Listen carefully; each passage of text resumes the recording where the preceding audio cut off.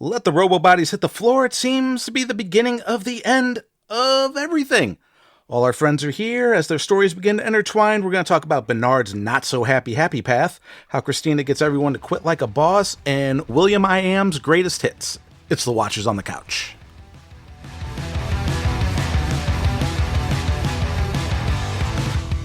Welcome back to Watchers on the Couch. Today we are discussing episode 7 of season 4, Metanoia. I'm Tim. I'm Sarah. Hey, she's back, everybody. Hey. Yay. Woohoo. See, you thought you'd never hear from Sarah again on this show because Westworld season 3 was so bad she decided that's it for me. I'm never watching TV again. I'm not going to do any more Watchers on the Couch episodes. This is where I retire from the podcast. But no, she's I'm back, baby. She's back, baby. She's helping me out while Mike is out of town in his own park. He's in Dollywood. Yeah, cool. So are you ready to talk Westworld? Sure. I'm as ready as I'll ever be. As you'll ever be. Yeah. So did you pay attention to the show? As much as I could. Okay, great. That's all that you can really ask for when it comes to this show nowadays. Yeah. So last week, Mike and I were pretty harsh on the last episode. And yeah, I heard you guys kind of tore it down a little bit. We did. And some clips from that episode, I wouldn't say they went viral, but they definitely got picked up by the YouTube algorithm. Wow. And boy, did some YouTube commenters have some harsh opinions of our opinions and us. So that's fun. Well, to each their own. It takes all kinds. Yeah. So as our regular listeners know, we've been relatively positive of this season, and we definitely poke fun at things all the time, even things that we like, and it's usually in good fun. But, when the algorithm serves up 15 minutes of, man, these writers are fucking dumb, then I can see how they get the wrong impression about the show. But because nobody wants the YouTube algorithm to show them 2 more white guys complaining about shit, because I think there's enough of that, and I agree. There's enough hate in the world. But, just so you know, I, for the most part, enjoyed this episode.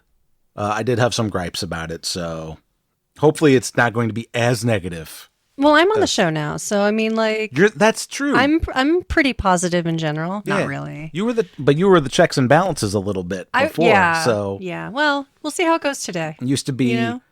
You were fine with everything. I could be swayed. I was an apologist for everything, and Mike hates everything. That's the format of the show. That was our dynamic, yeah. And then now that there's just 2 of us, usually you guys just hate. We just hate.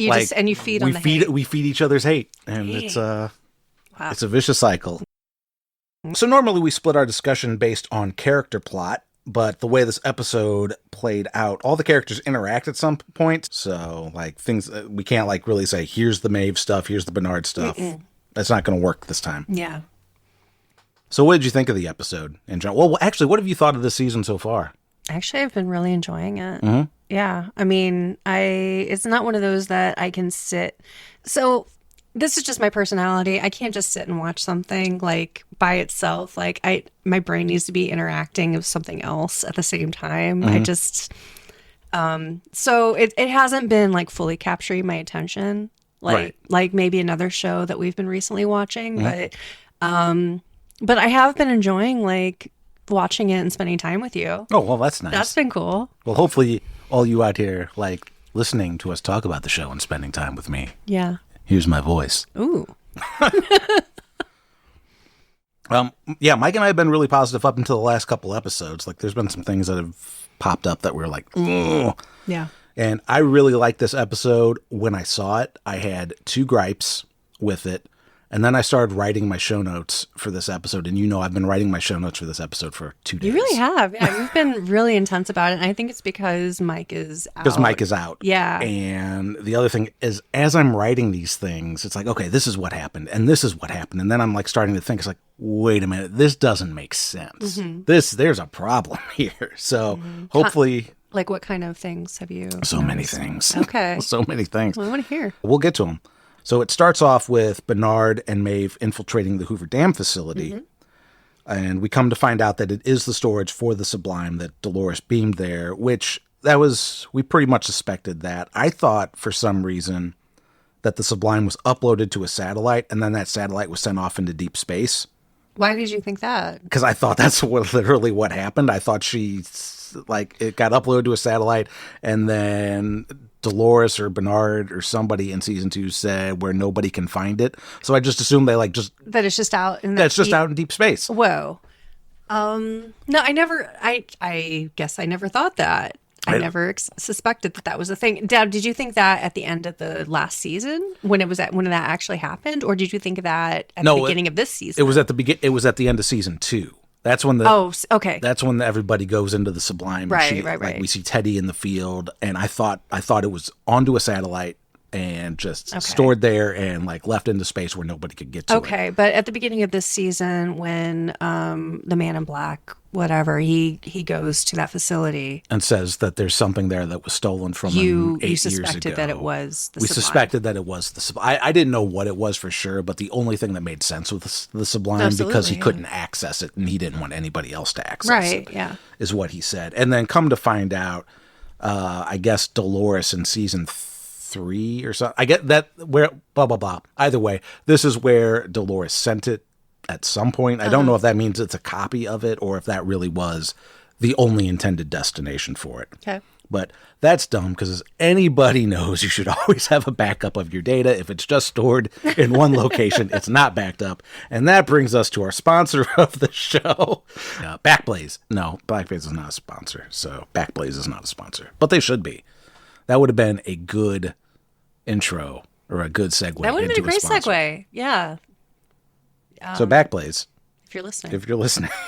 So Bernard uses his key to access it. He's chatting with Maeve, and we find out that this is actually a flashback to his time in Sublime. And Yeah, which I was not suspecting. you were not suspecting. No, not at all. When did you figure it out? When we saw him in the Sublime, like, Oh, when he's actually when he's talking to Akecheta? yes. Yeah. Oh, okay, cool.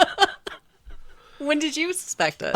When he said that, when Maeve was saying, you know, people are coming, we don't have a lot of time, and Bernard mentions that that they'll actually have another opportunity soon enough. Okay. And then that's when I actually looked at the screen and realized it was letterboxed. Oh, the Telltale. Yeah. I'm usually pretty good at spotting that, Yeah. but because the episode started that way. It's tricky. Yeah, because depending if you're watching another TV show, it might be in that aspect ratio, and then you're like switching over to the next thing. It's like, and then it starts to expand into full screen. It's like, oh yeah, okay. So before the immediate reveal, but not soon enough for my own liking, is when I discovered that. But he tells Maeve that extinction for both hosts and humans is pretty much unavoidable. But they could escape if they wanted to upload themselves into the Sublime. And Maeve's like, absolutely, let's do this. I want to be with my daughter. Yeah. And Bernard wonders whether or not Maeve would really say that or if it's his Interpretation of her. Yeah. And she's like, well, why don't you ask the real Maeve? And she does like this thing with like, man, you have so little faith in us. He goes, well, would you help? She's like, absolutely not. I would totally fuck off. But then, yeah, we go back to the now times, and then Bernard is playing out what we just saw, this time for real. But this time, there's some differences as Bernard and Maeve are traveling to the tunnel to where the Sublime is stored at the Hoover Dam. He drops off what appears to be a gun in the hallway or in the tunnel that he didn't do with the first go round, and then everything else plays out almost exactly the same, except this time Maeve tells Bernard to send her to the Sublime after they win the battle, unprompted by Bernard about anything. So it kind of seems to catch Bernard off guard a little bit. Yeah. So he doesn't say anything. He Right. just promises to do that. Well, he wasn't suspecting it. Yeah. Right. So he just he doesn't even get to the part where it's like, hey, we're all fucking doomed, man. And he's like, yeah, I promise. And that brings us to the Chris Naes Minute. The Chris Naes Minute is a bit scattered this week. He has many thoughts, and I have dissected them and placed them throughout the show for us to talk about Cool. at various points. Nice. So, Hello, this is Chris Naes with your Chris Naes Minute. I actually took notes throughout the episode of my thoughts as I progressed through. Let me pull up my notes here. Alright, let's begin. Is a Bernard promise as meaningful as a human promise? What do you think, Sarah? Do you think a Bernard promise is as good as a human promise, given the state of this episode? Wow. That's a great question. You know, he really poses a really interesting question because just like, would a human have done the same? I think a human promise is not as good as a Bernard That's promise. exactly what I was thinking. I was thinking, like, even though Bernard blatantly lies with his promise here, he like makes a promise he can't keep, I think I would still trust a Bernard promise over pretty much any other human. Yeah, 100%, especially in this world. Yeah. Yeah. So There you go, I'm glad Chris. we're on the same page. We're still Team Bernard. Yay. In this episode, when they're at the dam, is that a goddamn? Has she always called Bernard Bernid, or is that a new thing? She did it several times this episode, and I couldn't help but notice. Bernie. It was Bernie. So, first of all, Sarah, is it a goddamn? No, it is not. It is not a goddamn. No. Chris, I think It might be a hot damn. hot damn. So, especially after it's on fire. Mm-hmm. In terms of Maeve and Bernard and how she says Bernard, she usually says Bernard. I thought she was saying Bernie. She did say Bernie. She did refer to him as Bernie. That's the first time that That is the first time she's called him Bernie. That here's caught me off guard. But here's the thing, and this is a gripe that I have with the show. This is not a complaint. It's not a demerit against this episode. So this is not one of my major bitches. This is pretty pedantic. This is pretty much the only time Maeve and Bernard actually interact in the entire show. Okay. Like they didn't interact in seasons 2 or 3. Sure, yeah.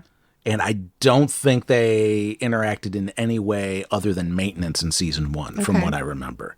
So we have the 2 oldest hosts, presumably, interacting for the first time, and there is no exploration of that dynamic or how it affects them. It's just mission only. Mm-hmm. And it's one of my gripes with the entire season is that they don't really explore any interpersonal relationships this season. Let me ask you this, though. Mm-hmm. If you were in a situation where it was life or death, would you be exploring your feelings or would you try to get shit done? I understand that for the case of the mission. I would still probably try to find a spot to put it in there for the satisfaction of the viewer. Okay. Because this isn't the real world, it's a story. Okay. And, All right. and the personal conflict, struggles, and chemistry between characters matters. And stories. In stories. Yeah. So, I don't know. I think that would have been a cool thing to touch on, but okay. Mm-hmm. Maybe I'm wrong. No, I don't think you're wrong at all. I think it's an interesting idea that you're missing it and you noticed it, that it's missing. I thought it was very familiar, though, that she was just like Bernie. Yeah. And because they don't have any of that history, that's what caught me off guard. Mm-hmm. Because there wasn't any, like you said, there wasn't any previous like interaction. So At least I don't think there was. I don't remember there ever being. Right, because I think like in season 3, Bernard really only interacts with Dolores and Caleb briefly. Mm-hmm. Season 2, Bernard's off in his own headspace and Maeve's out in the park looking for her daughter, so I don't think they ever come into contact in that season either. Mm-hmm. Yeah, I think you're right. Because I don't think he's in the facility when they're dissecting Maeve and Maeve gets her super upgrades. That's that she interacts with like a memory of Ford. Okay. But okay. On the way out of the Hoover Dam, Bernard has basically opened up the Sublime and he leaves this rip in the real world, this big kind of flaming column thing that presumably only hosts can see, similar to like the end of season 2. That was, my question too. Can everybody see that or only hosts? It's only hosts. Yeah. We would assume, because again, only hosts could see it that first time too. Right, yeah. and then also, I think it's not real. Yeah. It's like I don't know exactly how to explain it. There's not really a rift in space time that leads to somewhere. So Bernard and Maeve return to the ruins of Temperance Park, and they meet up with Stubbs, Frankie, and Odina after Stubbs has given Frankie a pep talk in preparation to rescue Caleb, and she apologizes to Odina for locking her up in a room to keep her safe. or to keep herself safe in case Odina turned out to be a host, but you'd think a host could kick down a door. So, I don't know. Either way. Also, that place is built kind of flimsy. Like, even as a human, you could probably kick down that door. Mm-hmm. Anyway. So they all load up and land outside the city, with Bernard and Maeve heading to Chair Loris's tower, and Frankie and Stubbs heading off to Olympiad. And Bernard says his farewell to Stubbs, tells him he's been a good friend, and Stubbs asks why he's being this nice. Bernard mentions, like, you know me so well, do I really have to say it? And Stubbs infers that he doesn't make it out of this alive. And that's when Bernard tells him to go left at the fork. And then Frankie and C go to the city. Yeah. So I do have some issues with this. Some of these are pedantic. Let's hear it. I still have an issue with them flying those big drone things to the city from the park. Or even just outside, landing outside the city and not getting caught. Mm-hmm. I still think you should be able to see things in airspace if you rule the world. Mm-hmm. But, okay, it sounds batty, but, you know, the YouTube commenters made it clear that I'm the asshole there. So, okay. I'm not going to beat that issue up too much anymore. All right. That's really my only issue with that. Oh, that was it? With that scene. All right. What do you think? Do you think Stubbs is going to die? No. You don't? No, I think that Bernard didn't correct him because he didn't want Stubbs to know that he was going to die. Good call. I think the same. He implies it in a way. He doesn't say it so purposely, so Stubbs implies that he's the one that's going to die. Sure. Yeah, and he doesn't correct him. Yes. Right. So is that him telling him that he's going to die? That Stubbs is going to die? Yeah. Is that Bernard telling him that Stubbs is going to die if Bernard did not correct him? I think what it is one of two things. Either Bernard needs Stubbs to think that he's going to die because that allows Stubbs to put himself in a position where he's actually going to be able to save somebody. Put himself completely out there, basically. Yeah. Or the other thing that I was thinking is Stubbs' prime directive, as it were, like his main function is to protect Bernard. Yeah. So if Bernard says, no, I'm the one that's going to die, then Stubbs has to go with Bernard. Right. He wouldn't, otherwise they'd have to basically shut Stubbs down because you wouldn't be able to then order him to go with Frankie. That's a great point. That brings us to another section of the Chris Naes Minute.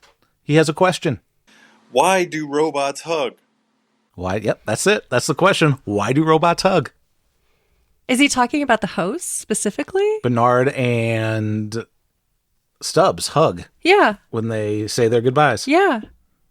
The hosts were programmed to be human-like. They were, and they obviously have their own intelligence and their own feelings, even. Mm-hmm. So why wouldn't they show affection to each other? There you go, Chris. I don't know. I mean, it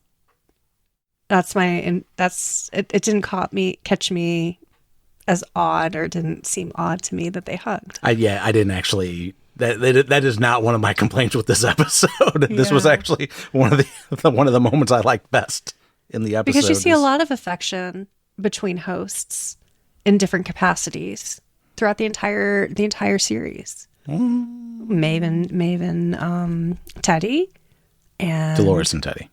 I'm sorry, Dolores and Teddy, and Maeve and that one guy, Hector. Oh my goodness, that was beautiful. Mm-hmm. That was a beautiful relationship. Mm-hmm. Just the caring of each other. They cared for each other. Yeah, Chris, why can't robots care? That's the question you should be asking. Okay. What, Chris? Why is your heart so? No, let's not pile on Chris. That's not nice. No, I'm kidding, Chris. So moving on to what's going on in the Olympiad building. Hale, along with Robo William version 2, wakes up Caleb, who, aside from general Caleb trauma, doesn't appear to be suffering any deteriorating effects that he was before, either fleshy or mechanical, which is interesting because previous Calebs were starting to glitch immediately after this whole "do you remember that you died here" thing, which is a sign that a host has fidelity and needs to start over.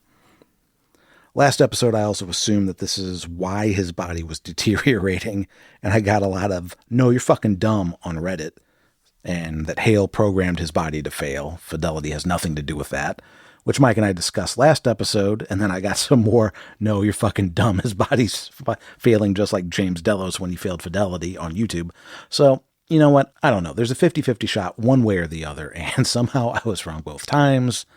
Whatever. I'm not gonna complain about that too much. But anyway, Hale mentions that Caleb's in a pathetic form, to which Caleb responds that she seems pretty attached to hers. She says hers is a little less pathetic, but we'll find out later that it's still pretty vulnerable. But again, that makes it even more unclear. Does that mean she made Caleb extra frail / more human, and maybe she did make those other Calebs have a kind of self-destruct? Or does that just mean her form is more superior or upgraded than the rest of the host, which, of course, you would assume it would be, and that Hale's body would be the most advanced of the human-looking hosts. Maybe the other Calebs did have fidelity issues that led to an early death, and this Caleb has fidelity? Maybe fidelity isn't actually that elusive? I feel like we were led to believe that it's difficult and that it wasn't ever really achieved before, but maybe that's me being wrong. Maybe the Robo-Williams had it. I mean, I assume they didn't for reasons we saw at the end of season 2, because we see that there is a William being tested for fidelity, and it's been a long time, and we're like way, way in the future. But I don't know. And whatever memories they have of human, I also assume that whatever memories the Robo-Williams had of human William wasn't really memory, but more data about William that was used in lieu of memory. I don't know if that makes sense. What am I trying to say? Like there's data, there's memory as data, but then there's like an emotional component to it. And you can like copy the data memory, and those hosts would have the memory, but making the connection to actually like continue the person, I guess that's the philosophical or metaphysical debate about, what is humanity? But so it's possible for a host to have all the memories and be able to mimic its progenitor, but not actually be that fidelity continuation of that person, like Caleb, like they were trying to achieve with Caleb. But as we learn later in this episode with William, it seems like when he's talking to Bernard, that he's got some pretty specific or pretty vivid connection to the time human William spent trying to find Arnold's maze. So maybe he has fidelity, or maybe he didn't gain fidelity until he talks to human Williams. I got off on a tangent. So getting back to the Hale and Caleb thing, she tells Caleb that this is essentially the last day of existence.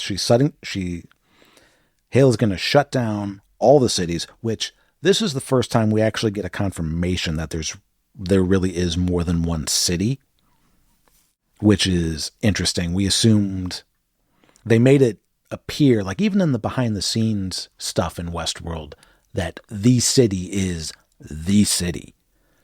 And there was, there's been some debate online about whether or not, like, what's going on in the rest of the world. And it seemed like they wiped out most of humanity, and then this city is basically the protective habitat of what is left of humanity, with some outliers here and there, like resistance type folks.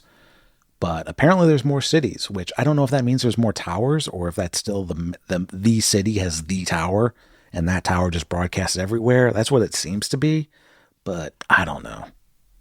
But Hale says she's shutting down the cities, all the hosts are going to transcend, and all the humans are going into cold storage. I don't know if that's hyperbole for being dead and cold in the ground, or if they're actually going to store them in cold storage, kind of like they're doing with Flesh William. But Caleb's essentially to be there for bait for Frankie and the resistance, which the resistance in the city that arrived is only Frankie and Odina. So I have no idea what purpose this serves or why any of that matters. She's very one-dimensional. And they don't flesh out like her motivations for anything. The reason she prints another Caleb. Mm-hmm. After that call, right? After that call out, why would he? It's just to torture him some more. She says that you're here as bait for Frankie and the Resistance. But we don't need that. Like, you don't need to be physically there as bait because you've already made your call out. There's that, but there's also the fact that she's getting ready to transcend. She's transcending half an hour later. She's piecing off into that body. She's James Bond villaining herself out of the picture. The only reason she's still there is because Maeve interrupts her. Yeah. So it's like, yeah, I'm going to wipe out the Resistance. Meanwhile, the Resistance is just Frankie and her girlfriend now, because that's all that shows up. You're taking your war to Hale, and the Resistance is 2 people. Yeah. It's like, what is happening? Like, there's no reason, like, Caleb as bait for Frankie would be something Hale should care about at this point in the story. Yeah, that's a good point. I did not think about that. I didn't think about it until I was writing the show notes. I was like, what? Yeah, what's the motivation? Yeah, no, the main Other than just holding on to a grudge. Yeah, I mean, she's very petty, but at the same time, it's like, okay, whatever. But she tells host William that he has 1 day left in the city, and she'll see him tomorrow, presumably after he transcends. But host William doesn't like this at all. He's going to go talk to Meet William about how Hale's going to take away his world. Meet William says it's not his world, it's hers, echoing back what Robo William said to him in a past discussion. Meet William says if it was up to him, he'd pull the plug on the whole world. Culture doesn't survive. Cockroaches do, yada, yada, yada. And even though there's no scenario where he gets free, only one of them needs to do what needs to be done, because Robo William is him, despite 2 episodes ago saying Robo William will never be him. So that's another gripe I have. But again, that's not something I'm going to sweat too much. I'm trying to keep this as positive as I can, but I think that is worthy of note, that nothing has really changed from Meet William's perspective in order for him to make that decision. Because it seems like once he's sealed up in that thing, he's in stasis. He's only waking up for these talks. So it's not like he has a lot of time on his hands to think. But he asks Robo William if he understands what he's saying. And Robo William says he does. Perhaps this is where he finally makes that connection, where his existential crisis about what he is ends, and he actually gains fidelity through this conversation. And he stabs Meet William. And presumably, Meet William has a smile on his face as he dies. This show only ever needs more William. Check yes or no.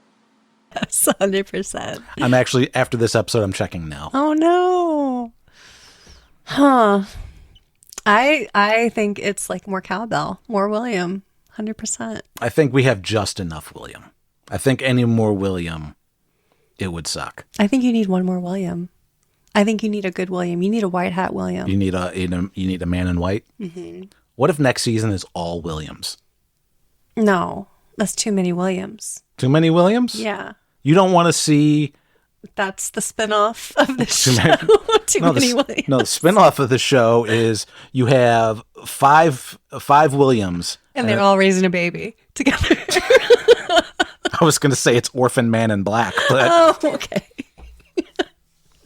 It's five Williams and a baby. three Williams and a little Caleb. So at this point, I guess it makes the most sense to jump over to Christina. So when we see Christina for the first time this episode, she's waking up, Teddy's nearby, and they have a little bit of discussion as to what they actually are. And Teddy says they're reflections of the people who made us. She asks if they can be hurt or killed, and he says, yeah, they can, but it's a little more difficult with their kind. Teddy slips up, or maybe he doesn't, maybe it's intentional, and he calls her Dolores, and she doesn't like that too much. So she locks herself in the bathroom and drowns herself only to come back to life. Which brings us to this question from Chris. Do you think Christina always bathes with her top on? Thought that was a little interesting. I honestly thought that was really weird too. I didn't realize what was happening until it was just like, oh, she's trying to drown herself. But in a real world scenario, I don't think the average person could drown themselves that way. I think that you would fight for air too much. You would come to the surface, right? Well, her instinct is to, and she braces herself against the tub to keep herself down there. Yeah. But the other thing is whether or not she's trying to kill herself, or if she just wants to see if she'll come back. Because presumably, if she's actually trying to kill herself because everything's fucked up, why do you care about your clothes at all? Just throw yourself in there with your pajamas. It's modesty. Modesty. Modesty? Yeah, sorry about that. It's her modesty. If somebody found her, throw yourself in there with her pajamas. Yeah. Just put your pajamas on. Yeah. I mean, I don't know.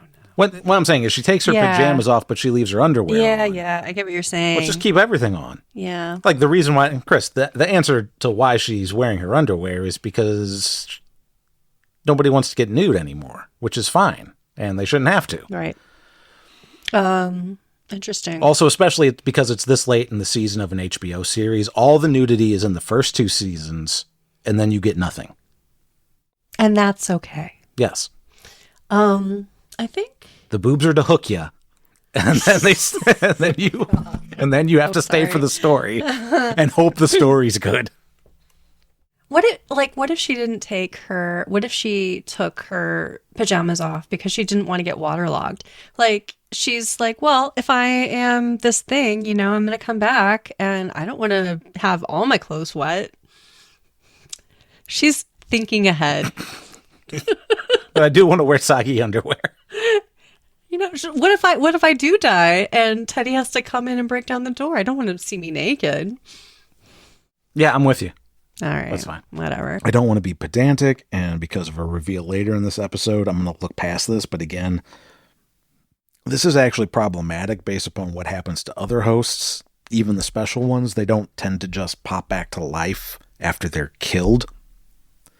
But whatever, all of them need to be repaired. Even Maeve needs to be repaired. So you would think if Christina actually kills herself, she needs to be repaired too. But we find out that she might not even be real, which, again, this doesn't make sense either. We'll get into that later. I'm going to let this go for now. So fast forwarding a little bit, Teddy and Christina go to Olympiad, where Christina has decided that all of this needs to stop. All the narratives, everything that's going on, these people need to be free from their loops.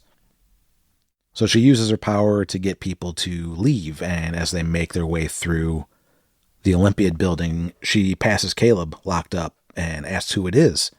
And Teddy says that he's a ghost from a past life, and they kind of keep moving on.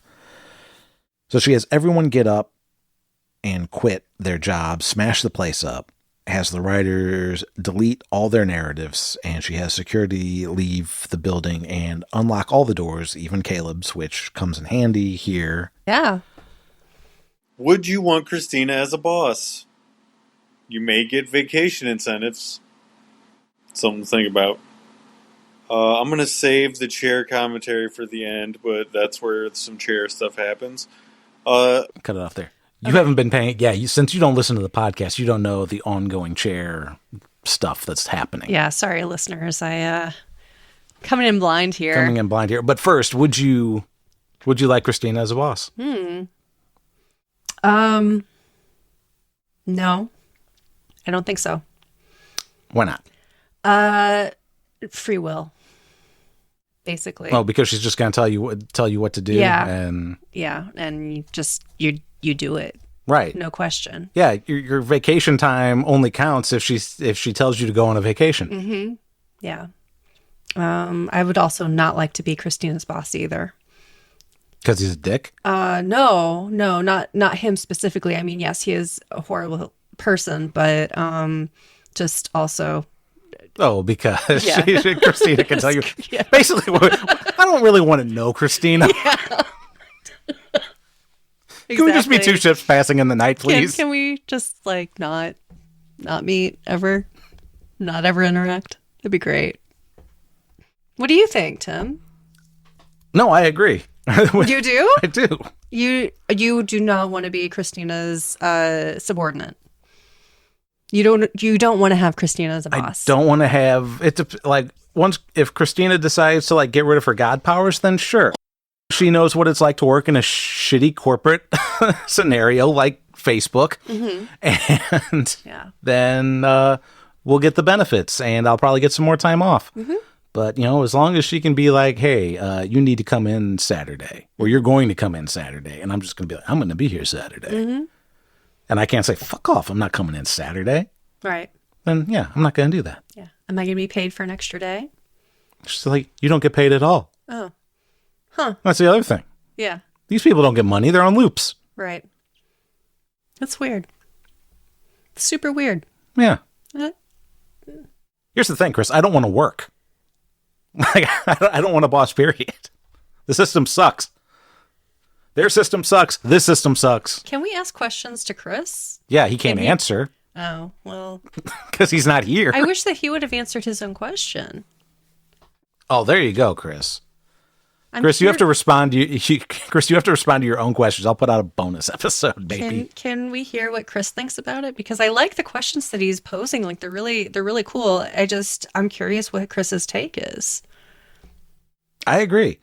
I also want to know what Mike thinks of this episode. I actually know what Mike thinks of the episode. I just want to know why he thinks it. So I kind of want to see if I can do like a 15-minute follow-up later this week. So Chris, That'd be answer good. your own goddamn questions. Oh, damn. So aggressive. It's a goddamn. It's a hot damn. It's a Hoover dam. It's a Hoover goddamn. So Frankie and Stubbs are also in the building, in the halls, and this is where Stubbs takes a left at the fork that Bernard told him to. And as he does so, a second later, Teddy and Christina are coming from that direction. So if they were in the same time-space thingy, they would have had to have run into each other. So we have a deliberate edit here to show that that's not really the case. So this is foreshadowing that Christina is something or somewhere else when that happens. But if that's the case, why can she see and interact with everything, but didn't see Stubbs and Frankie? Either way, Stubbs and Frankie get to Caleb. Caleb initially attacks them, not knowing who they are. When Frankie reveals her identity at first, he thinks it's a trick, but Frankie tells the story why she's called Cookie to get him to believe her. But again, in the context of the world, of Westworld, of what they've shown to be possible, this doesn't seem like a good sell either, because if Hale has access to Caleb's memories, which she must because Caleb has access to his memories, then it's not a good litmus test because she could still have manufactured a Frankie with that knowledge. Because after all, she whipped up a Jay in record time. But we can also operate under the assumption that Hale doesn't know what an adult Frankie looks like. But then if you go down that rabbit hole, then she couldn't have known what an adult Jay would look like, and would either have to have waited until he made it into the city, which means they would have had to have print and send a Jay the minute William sounded that alarm, and the whole process and travel time to get Jay, host Jay, to intercept real Jay was like faster than a 30-minute pizza delivery. But whatever. Either way, I guess it's not important. Like it feels like that should be important. But people tell me I'm wrong. That's okay. But either way, we get the reunion we're waiting for, and it's great. Frankie mentions that Caleb looks exactly the same as she remembers him and asks what they did to him. And Stubbs also mentions that when they come into this room, that the old park had a room like this where they turned a human into a host, which I'm not saying that this didn't happen, but I absolutely don't remember this happening in season 1 or 2, that ever being brought up. If it never happened, like if I'm remembering correctly and that was never established anywhere, and this is the first hint that we've gotten of Caleb being what is quote unquote a hybrid, then that's really a sloppy reveal because it's not established in earlier episodes and it's only kind of mentioned in the behind the scenes stuff. And I feel like If you need to watch the behind the scenes stuff for the main story to make sense, then you're a bad fucking storyteller. Like, an 11th hour reveal is fine for an episodic show where each episode can stand on its own, but you have a 10 episode season and it's the second to last episode. No, that's lazy. Like, you're sitting on something just for the sake of sitting on something. You don't know how to get from one point to another, so you just do, oh, by the way, here. So, but again, I could be wrong. Maybe there's a connection there that I'm missing about actually turning a human into a host. Or maybe they're just talking about because Stubbs makes it sound like they are turning a human into a host, not making a host of a human. But maybe that's what he means, or maybe that's what the writers intended for us to interpret. It's basically like what they did with James Delos, or maybe he's referring to James Delos, where they're trying to make a fidelity copy. Maybe that could be all that it's referring to, and it has nothing to do with actual biology. I'll let you guys figure that out. Tell me I'm wrong or whatever, because whatever. I sometimes trying to make it can be exhausting trying to make the pieces fit when you have to do it all the time, and you have to do it all the time in the show because the show's not going to give it to you. If you're lucky, the show will explain something, at least a little bit, but there's like so much that's like left up to your imagination. And I feel like when you're making a sci-fi show that is, it's mostly philosophical or metaphysical, like what is a human, what is a machine, but you're using technology inconsistently. You have robots that are inconsistent, and you don't have interpersonal relationships between the characters that much. So it's like these things add up, and I don't want the mental capacity of having to translate each episode into something that makes sense. It's getting frustrating. Like, you can only rely on style over substance so long. Yes, the show is gorgeous. Yes, the soundtrack is beautiful. Yes, the actors are wonderful. But you've got to put something underneath it. You have to put meat on those bones. Anyway, jumping back. Jesus. Sorry. So yes, Caleb and Frankie reunite. I've seen some comments or some mentions that it's bullshit that Caleb didn't disclose that he's a host to her. This is actually something I don't have a problem with. I don't think Frankie's, even though the writers have done some dumb things with Frankie, I don't think the character of Frankie is stupid. I think she's already made that connection that Caleb's a host based upon the dialogue of what's said and what isn't. I would probably be more pissed off if Caleb tells her next episode that he's a host and she's surprised by it or she's angry about it. Like, I feel like she's smart enough to have made that connection and realized what's happening. Just a reminder, if you have questions, theories, or corrections for us here at Watchers on the Couch, don't forget that you can send us an email at mailbag@watchersonthecouch.com or leave us a voicemail with SpeakPipe on our website, watchersonthecouch.com, or via the link in the show notes.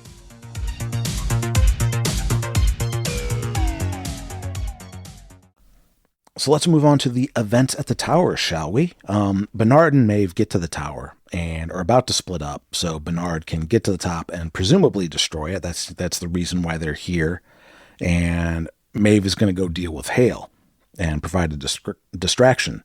But this is where Bernard finally comes clean that they aren't going to win. Bernard could just spoil the entire plot for us if he wanted to, right? He could just tell us everything that's ever going to happen on the show. And does Bernard know it's a show? What if he just broke the fourth wall? That would be great. That would be great. The way the show is going, I wouldn't actually mind that. But did a Zach Morris style? Yeah. Time out.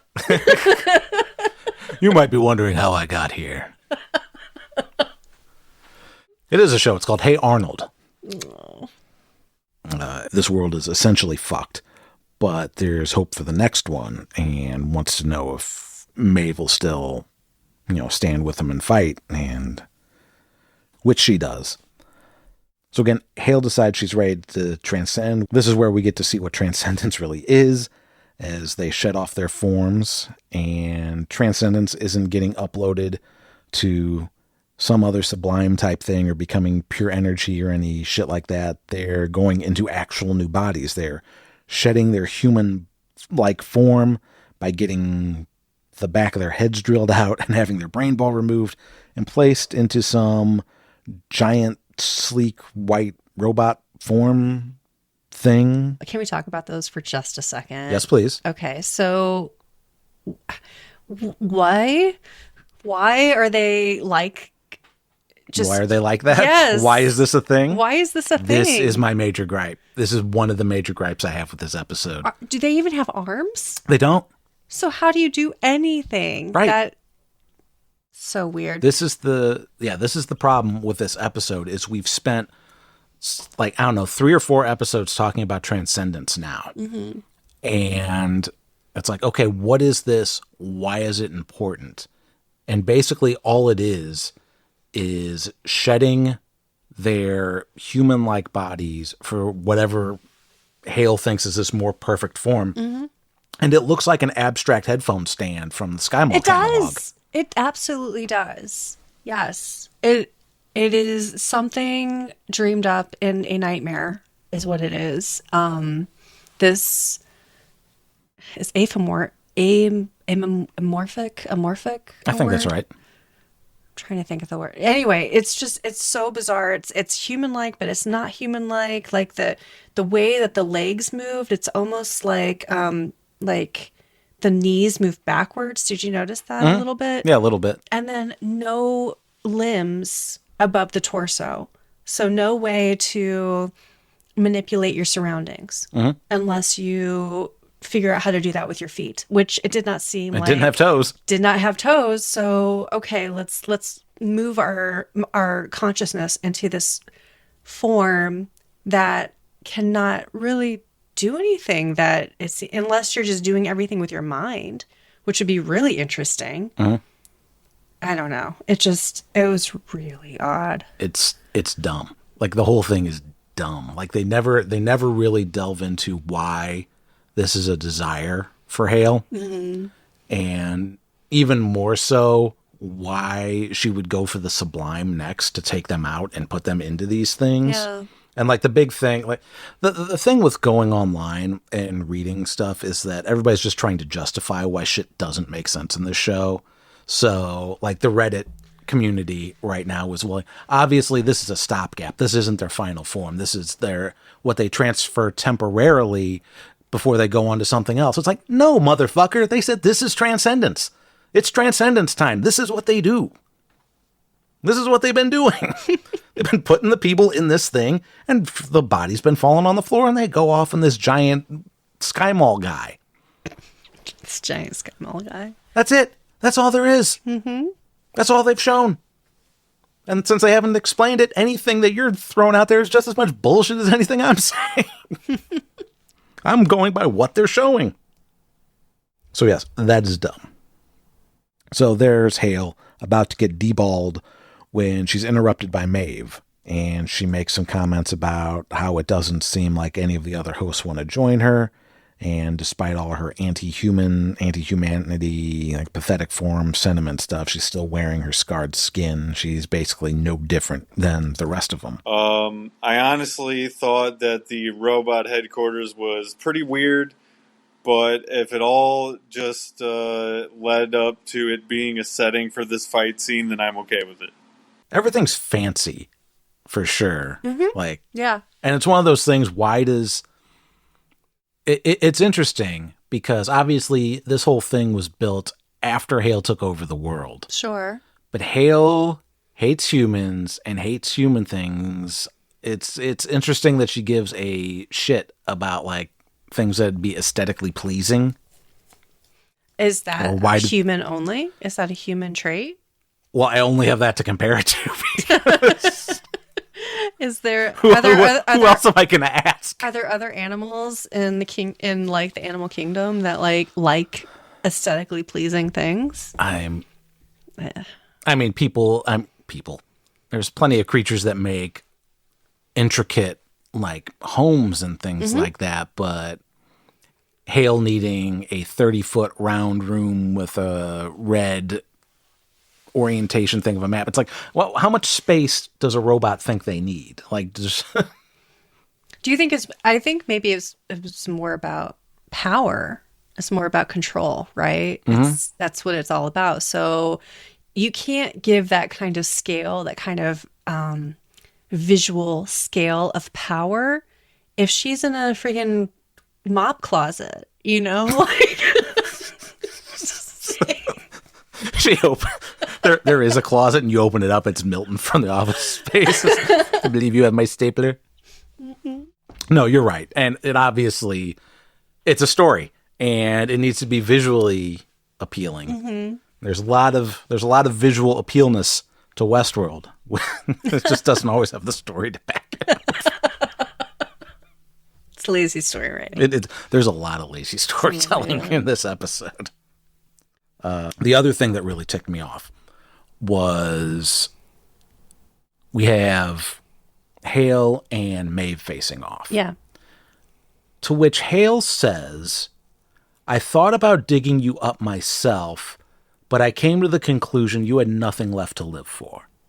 That is fucking dumb. What a goofy ass way to cover up a plot hole. Okay. Like, is Hale just stupid? Like, Maeve was a serious threat Yeah. that they had to take care of. Right. And she just leaves her under the sand, which everybody had a problem with. It's like, why didn't they just get her? Why didn't they just dig her up? And then everybody's like assuming, well, they can't find her. You know, she's buried underneath sand, blah, blah, blah. Meanwhile, all you need is a fucking metal detector. Yeah. Or a big fan in Bernard's case. But anyway, like, she knows where the demolition zone was that she died at. She could have dug her up. And presumably she dug up William because they didn't find William's body there. So, anyway, they use that to cover it up. I decided you didn't have anything else to live for. Well, it's like, well, you fucked up. Like, this whole thing, Hale is so dumb this season. Like Chris says, a fight ensues. The fight spills outside, goes through a window, and a drone gets involved. There's not a whole lot to tell here. If it seems like I'm rushing this, I'm not. The fight, I mean, well, Westworld's fights have always been kind of crap when it comes to like hand-in-hand fighting. I mean, they're good at the straight-up murder and the shooty people, but, you know, we don't really watch the show for well-choreographed kick-punch combos, so there's not a lot to say here. In the course of the fight, Hale tells her that Maeve can't win. Maeve says they're not here to, and this is where, in the midst of some dialogue, Maeve gets shot in the head by William and like just kills her outright, which was kind of like a, oh shit, but not really, like, because again, we know everybody's going to lose. And we also know that nobody really dies in this show. So it's not like we're probably going to see Maeve again. We can talk about that in a little bit. But Hale says, took him long enough. And William says it's time to play the game his way. Hale asks, what game? William says survival of the fittest. And he shoots Hale in the head, which is like, wow. But of course, like it's pretty obvious that he's going to shoot Hale in the head. So again, that's not surprising. But Hale drops to the water, bullet to the head, seemingly gone. But maybe not. Because nobody dies. So if we jump over to Bernard's in Hale's office, control room, whatever it's called. But instead of shutting down or destroying the tower, like he said he's going to, or like what his goal is, he seems to be recording a message on a tablet. He says that it's not the world that you wanted, but it's the world that you made. There's one game left to play. Reach out with your left hand, I think was the gist of that. He gets interrupted by William, though, who has some dialogue about how he remembers, well, he calls Bernard Arnold's ghost and gets into some stuff about how, as William, he was following Arnold's maze, trying to find some deeper meaning that wasn't there. But he shoots William shoots Bernard in the midsection and it brings him down. Why would it do that? Because Frankie shot him in the chest last episode. It did nothing. This is my second demerit. Well, maybe he just knew it was time. Oh, is that what it is? Yeah, he's just like, oh, it's nap time. Oh, now I shut down? Now it's time for the big nap. So again, this is like another like issue that I have, and that people got, because I had a big issue with the differences in host biology and how it's inconsistent.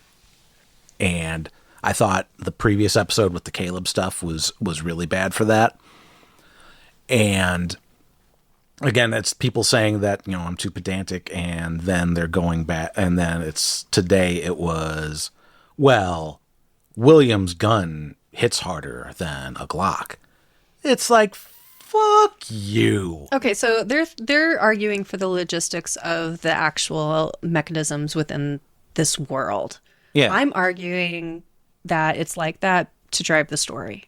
That's exactly what it is. Yeah. They don't care. They don't care about continuity in the. Is that what you mean? That's what I mean. Okay. It's whatever. It's the path of least resistance to get them where they need to be. Mm-hmm. Because the entire reason the rebels are at Temperance is stupid. Like there's no way a resistance would actually be there in the real world. Mm-hmm. If this was real. It's not a strategically smart place to be. Mm-hmm. One, it's the place where the parasite was developed. Right, yeah. Two, there's technology there that Hale would have access to. Mm-hmm. So the only reason it's there is because Bernard needs that technology. Mm-hmm. And they don't want to do a whole nother episode about how they need to go there, so let's just put the rebels here. So it's like, it's fucking lazy is what it is. And I stand by that one. Like, I know that one got a lot of downvotes and things like that. I stand by, like, maybe the Caleb stuff I was a little too harsh on, but the stuff with the rebels and all the Frankie stuff, I stand by that. That is bullshit. So we get our big Bernard death scene. It needs to be dramatic. We see him walking towards a light and seeing his son. Well, actually, he sees Arnold's son, because Bernard never really had a son. He just has a memory of a son. And then William does what Meet William said he would do. William pulls the plug on the world by having the drone. Well, there's like 3 different drones in this show. Not the host drone, not the flying drones. The droning sound, what they use to control people, to tell everybody to start killing each other until only the survivors, the cockroaches, come out on top. If there was a tone that could override your powers as a human being, what would it be? We know what Mike's is. Mine is my neighbor's truck. He revs up his engine while sitting in the parking lot for seemingly no reason at all. But it's really not good for my brain. I get completely enraged, especially since I sleep during the day. Oh, he answers this one. Is Mike's mouth noises? Yeah, chewing on Mike. Yeah, that's a bad one. Let's ask you first. What's yours? Oh, mine? Yeah. Mine is the guy that honks his horn every day. Oh, yeah, that's a good one. Every time. That doesn't bother me as much as it bothers you. It drives me nuts. Yeah. So we have a very nice neighbor next door. And the problem is he's nice to everybody. And at some point, many years ago, he said, like, he had just had a nice conversation with somebody who lives in the neighborhood. And now every day when this SUV drives past our neighbor's house, he honks shaving a haircut. Mm-hmm. And sometimes he drives by that house multiple times a day. It doesn't matter if my neighbor's outside in his driveway or not. Mm-hmm. He just honks at the house. Yep. It drives me absolutely apeshit because the fucking my home office is next to the street or faces the street. So I'm just sitting there and then all of a sudden, it's like, man, fuck you. And it got especially worse when your kid's taking a nap during the day. Yeah, that's pretty bad. It's like, if you wake up my kid, I'm going to hunt that car down. I would say any noise that wakes up my child is that noise that he's talking about. And sometimes our child. Sometimes our child, the noises that come out of my child, shuts my brain down. Oh no. Yeah, yeah. I mean, she's learning. You know, it's fine. It's hard. It's very hard. I wish I could be like Maeve and turn down my my ear receptors. I think those are called earplugs. Like if you just like put in earplugs. Yeah, but she can just turn hers down. Yeah, that's it's special. I feel like there's an implication here that William dropped that this is going to affect humans and hosts alike, but it's hard to tell because we only see Stubbs, Caleb, Dolores, and Teddy. Those are the only hosts we see after this. And Stubbs is an older model, not one of Hale's, but Caleb is one of Hale's, and if he's some sort of hybrid host, then, if I'm presuming that I know what a hybrid host is correctly, that he's got some human in him, that you'd expect either way the droning would work on him, either from like a host command or from the drone command. This seems odd, but we still really don't know anything about what Caleb is, except that he has something that Hale doesn't. But how does that translate? You know, I'm not going to bitch about that too much because we still have another episode here to presumably answer it before everybody's going to die. I don't think this is a pedantic issue at all. I don't think it's nitpicky. I think it's something that absolutely needs to be addressed. And if they don't, I'm sorry. The comment section can be as pissed as they want. But if that's the case, on the writing and the storytelling of the show is just fucking plain bad. Like, it's just big ideas with no soul. So Christina's horrified, absolutely horrified by what's happening, and is trying to use her powers to get everyone to stop, but it isn't working. Teddy tells her they can't hear her over the drone. But then in the next scene, she mentions that it's like they can't even see her. And Teddy says it's because the world is real, but she isn't in it. So which is it? Does that mean she's a host, or does that mean that she is literally not there? Like physically not present? That is confusing. It doesn't make sense because she's interacted with the world. Yeah. And she's obviously affected things. Like she told people what to do. She has a roommate and things like that. And it's, again, suddenly when it's convenient for the writers, she doesn't exist. Because before, like not 5 minutes before that, Teddy says the reason she can't control anybody is because they can't hear her over the drones. Which makes sense. Which makes sense. Sure, yeah. Next scene, she's like, it's like people can't see me. And then it's, well, the world is real, but you're not a part of it. Yeah, you're not real. Right. What does that mean? It's dumb. I don't know if it's dumb. They have another episode to play that out. Yeah. But it's still, it defies, it's convoluted at best. Because, again, she's walking through Olympiad. She sees Caleb. They go down the hall. And, I mean, this was the first clue that I had that something goofy was going on. Was obviously when Stubbs and Frankie go down that hallway, and not a second and a half later, Teddy and Christina come from that direction. Yeah. So it's like, at first I thought, okay, are they in a different timeline? Are they actually ahead of everything? That's what I was thinking too. It was a time frame difference. But then it couldn't be because they're interacting with things that are happening now. Exactly. So yes, it's goofy. It's goofy. Like you're seeing, and well, that's the other thing is they're seeing everybody but Bernard, they're seeing everybody but Stubbs and Frankie. Right. So that's weird. Yeah. So I think it's one of those things where they just decided to cut it to like fuck with people's heads, and there's like no real rhyme or reason behind it because they want to pretend to be more clever than they actually are when they make this show. Oh shit. But then the episode closes out with William as the man in black walking across the bridge away from the tower as the tower overloads and blows up behind him as we hear some David Bowie. So the tower is destroyed like Bernard intended, and the only cost was pretty much all of host and humankind. And finally, there was more chair destruction by the writers on the show. The shit with chairs never ends. The writers call this episode Metanoia. What is more meta than the writers of the show writing that the writers on the show destroyed their chairs? Completely ridiculous, but I absolutely loved it. So yeah, the chairs. So you've missed out on the chair talk. So I guess it's episode 5. Yeah. Hale makes a chair of people and sits in it. For sure. So that's why we call her Chair Loris now. Gotcha. That makes more sense. Episode 6, the one with Caleb doing the Die Hard thing. Caleb doing the Die Hard thing. Oh, yeah.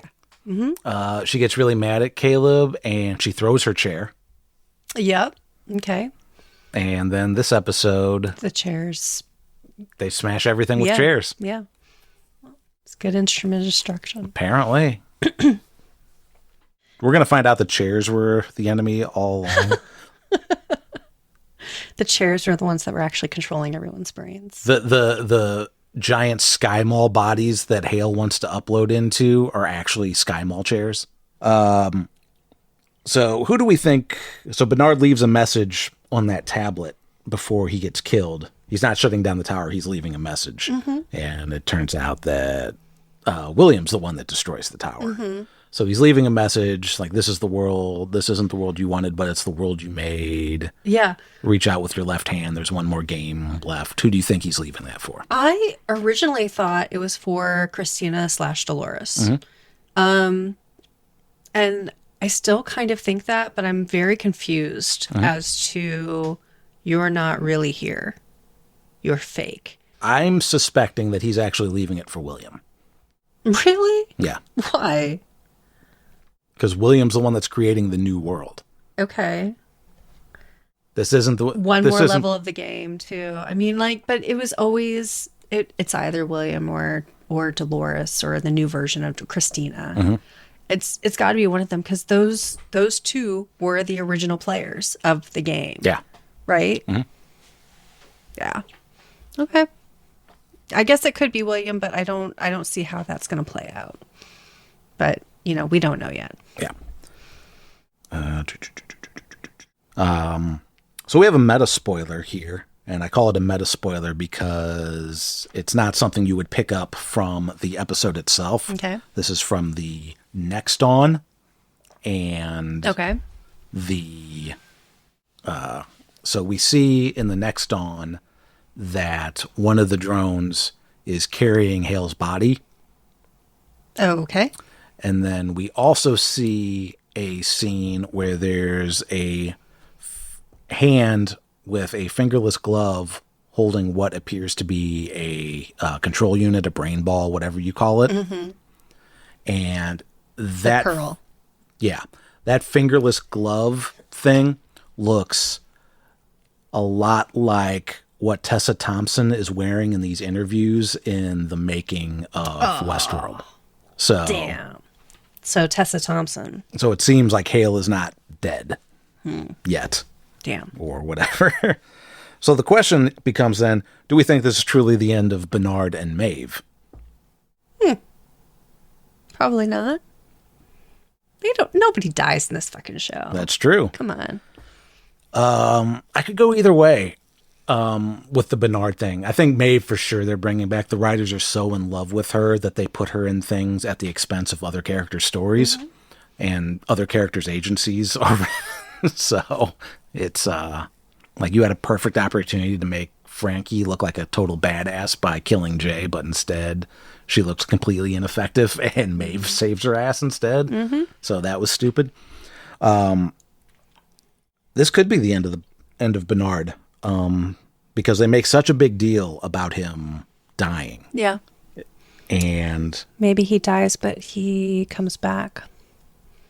Yeah, which, again... I mean, you can die. Like, in this story, like, you could have, like, yeah, I'm dead. I died. I feel like Bernard wouldn't be that mopey about him dying if it was going to be, but I'm going to come back. Like I said, I like Bernard. I want more of Bernard. But yeah, again, a big part of the plot was that he was going to die. So no matter what, you're either going to cheapen his death if you bring him back. Yeah. But also the way they killed him was pretty fucking cheap. So fuck it, bring Bernard back. Yeah, I why guess. not do it? Do you think Stubbs is going to die next episode? We actually We already talked about that, this. and I do not think Stubbs is going to die. I don't think Stubbs is going to. I think he's going to outlive them all. I think, well, here's the thing. I think everybody's going to die because I think the next season's going to be even further in the future. Okay. So Yeah. I think Frankie's going to die. I think Caleb's going to die. Sure. I think Stubbs is going to die. Okay. Like everybody's going to die in this like kind of like apocalyptic scenario and then be reborn again in the next world, because we know that Bernard is copying their Frankie and the Resistance data to make them into hosts. Like he doesn't deny this. He just says, you just have to trust me. And Frankie gets shot in the stomach, which is not a great place to be shot. So she's probably going to die. And, so I don't think I don't think Stubbs is going to be killed. I think we're definitely going to see Stubbs in season 5. We better see Stubbs in season 5 because Stubbs is pretty much the only reason to watch this show at this point. Why do you say that? He's the most believable character, and he's the most empathetic character. He's empathetic? Yeah. Yeah, you think the so? one that you feel the most empathy towards is what I'm saying. I see. The most empathy-inducing Yes. character. Not empathetic in that he has empathy for anyone else. Actually, he might. He actually might be the most empathetic character, too. Yeah, he might. He might. He goes along with a lot to help the Resistance. So the things that they absolutely have to show, if I don't know if Mike's coming back for season 5 to record Oh, really? for this. You think that he's done with the show entirely? He almost didn't do this season because he didn't like season 3 so much. Damn. And you left after season 3 because everybody's going to leave me all alone. I'm just going to talk into this microphone by myself forever. Into the void. But again, like I really liked this season up until these last couple episodes, and I'm afraid they're not going to stick the landing. For me, sticking the landing means you have to pay off whatever this Christina thing is. And we have to finally learn what Caleb has that makes him so fucking important. 1000%. I totally agree with that point. Because they've done this, I have something you don't have, Chekhov's gun. They've pointed it twice and have not fired it once. Mm-hmm. So they have to pay that off, and they have to pay it off this season. Otherwise, it's bullshit. And then they better fucking show what's going on with Maya and Clementine. Mm-hmm. I want to see more with her. And Maya, we haven't seen since episode 5, I don't think. Which one's Maya again? Maya is Christina's roommate. Oh, yeah. Right.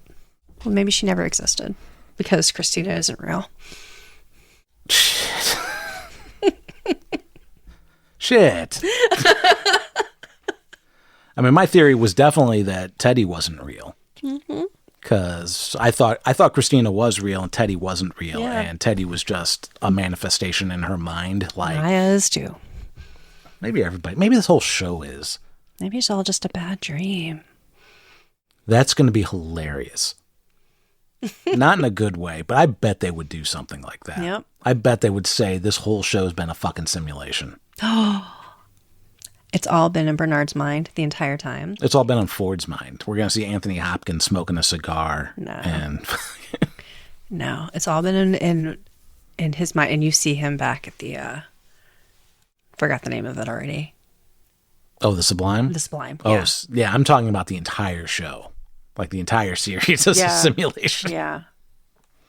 Yeah, me too. Oh, okay. Wow. Yeah. I mean, that seems like it's convoluted enough that they might do it. Well, cool. I actually liked this episode about 10 times as much as last episode, which was almost none. Or almost nothing. Or, I don't know what I'm trying to say anymore. Now the chairs are in my head. I can't think of anything except chairs. Love you guys. Hope you get home safe, Mike.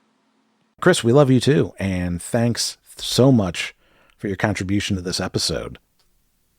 Remember, Chris is a sometimes host. He did our Castle Rock coverage, and he's been a longtime contributor, so I appreciate him helping out. But next week, our next episode, it's the season finale of Westworld, season 4. So you can bet Mike and I are going to be here talking about it. And also don't forget that after Westworld ends, the following week, Game of Thrones House of the Dragon begins. So we're going back to our roots. We're going back to Westeros, the Watchers on the Couch. And Mike and I will be covering that. That'll do it for this episode. I want to thank you all for listening. Until next time, I'm Tim. I'm Sarah. And Sarah, how about you do Mike's sign off, What which is keep questioning the nature of your reality. Oh, can I do it in my mom voice? Yeah. Or would you like my radio voice? You don't care. You can try both. Can if I you try want. Mike's voice? Yeah, do your Mike impression. Okay. All right. Hold on. Let me see if I can channel Mike. Well, keep questioning the nature of your reality. I don't know. Is that You think Mike sounds like that? No, I don't actually. What did I say it right? Yeah, you said the right words. Keep questioning the nature of your reality. Yeah. All right. Can I do another take? As Mike, or are you just gonna? Are we gonna sit here until you get Mike right? This is what we're gonna do. Okay. Yeah. Keep questioning the nature of your reality. No, that's an infomercial. Oh, okay. Well, we'll keep working on it. Okay. We'll see. We'll workshop it. Mm-hmm.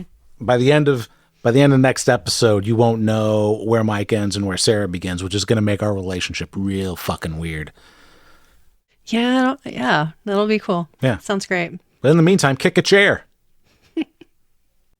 Hey, if you made it this far into the show, let me just say thanks. It means a lot that you take the time to listen to us goof around, and we'd love to hear from you and let us know how we're doing. Consider leaving us a review on Apple Podcasts, Podchaser, or wherever you leave your podcast reviews, and reach out on any of our various social media channels. Links in the description.